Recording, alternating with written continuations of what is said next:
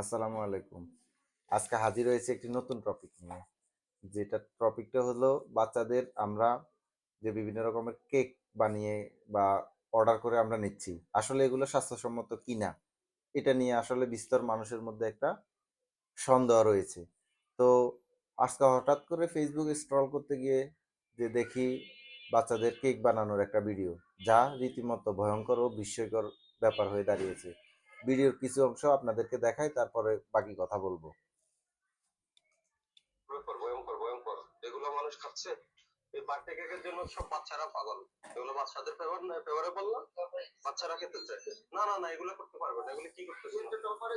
আপনার এখানে কারখানা না, আপনি এই যে ছোট জায়গাটাতে আপনি এগুলো করছেন, এসব এগুলো অপকর্ম করছেন, এখানে এগুলো করা যাবে না। ভয়ঙ্কর ব্যাপার, ভয়ঙ্কর ভয়ঙ্কর। আচ্ছা, আমরা ভিডিওটি কিছু অংশ দেখলাম। এটা দেখানোর কারণ হচ্ছে, এটা ভোক্তা অধিকার সংরক্ষণের একটা টিম ওখানে গিয়েছিল ভিজিটের জন্য।